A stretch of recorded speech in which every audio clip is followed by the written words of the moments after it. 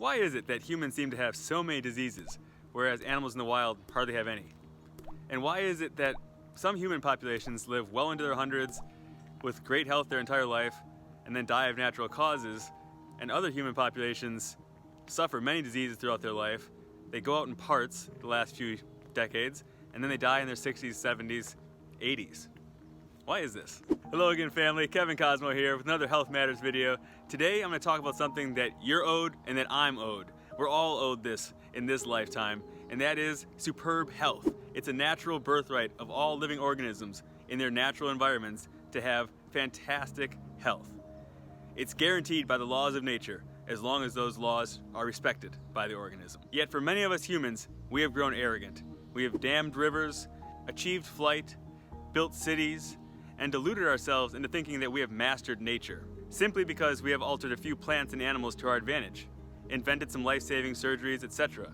We have believed that we know better than nature and can do better with our own approach. And yet, this is why those living in civilized society are deprived of this natural birthright of splendid health from birth until old age. It may be tempting to think it's all just fate or all luck, but in nature, there are no punishments, no rewards, just consequences. Either follow the law or you prove the law. Living a long and healthy life is not luck. Those who live long lives either knowingly or unknowingly participate in the requisites of health. They live by the laws of nature. And as well, ill health, it's not a punishment. It's not some type of wicked sorcery. It is simply the natural consequence of ill living, of living outside of the requirements for health, in supplying ill requisites of health, therefore causes of disease.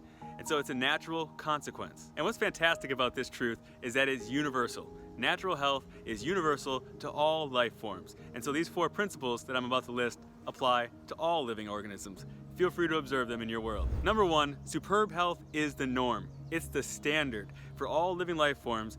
They will maintain a fantastically superb level of health, barring any negative influence or unnatural influences enter the world. Number 2, in good health, the body can easily and effectively respond to any microorganism, a germ, virus, any potential pathogen, and can easily expel it if it desires, or incorporate it if it so desires as well.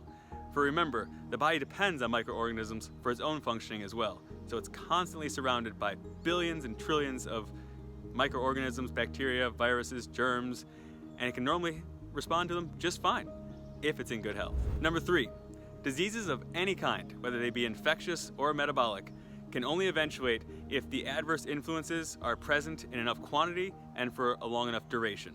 Essentially, if we overload the body sufficiently, we can create disease states. If we stress the body through malnutrition, through worry, through lack of sleep, through not enough physical activity, there's many ways to stress the body, then we can essentially create a state of disease. And the 4th universal law of health, which is such a cool one, is that provided there's enough vitality left within the organism, enough life force within the organism, if we remove the adverse influences, if we remove the substances, forces, influences, and conditions that contribute to disease, get those out of the way, then the natural intelligence of the organism will once again burst forth with health and bring about the highest level of health that it can possibly do, once again, given the substances, forces, influences, and conditions we surround it with. And when we remove the causes of disease, and even more so implement the causes and requisites of health, then we see the healing happen all the faster. And we can observe these principles in any unspoiled environment, in which trees, plants, animals exhibit constant, vigorous health,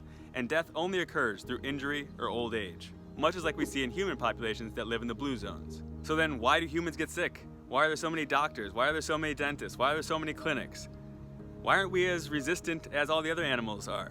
I would say we would be, we could be, if we were living naturally, if we weren't exposing ourselves, and this is really the cause of why humans are so sick, if we weren't exposing ourselves to so many unnatural substances, forces, influences, and conditions that work against our physiology. And one of those primary adverse influences is the harmful, toxic diet that most people ingest on a daily basis, multiple times throughout the day. And so putting that into the body, challenging the body's defense mechanisms, overloading the body with toxins daily through months and years, ends up with the body having to create various symptoms. And these symptoms in youth will present as rashes, blemishes, head colds, fevers, and as we get older, they progress into more chronic conditions. Arthritis, gout, diabetes, and even more deleterious and serious conditions, cancer, heart disease. And unfortunately, this has now become the norm in much of the civilized world. So, how do we get our health back? How do we reclaim our birthright? Is it going to cost you a bunch of money? Is it a bunch of expensive treatments, a bunch of special elixirs and potions and herbs and maybe some colonics? Honestly, no. It's nothing all that special.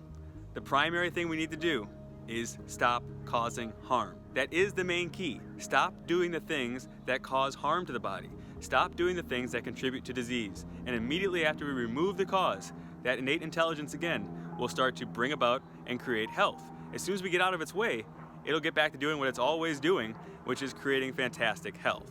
And so, it sounds very simple, but it's very, very effective.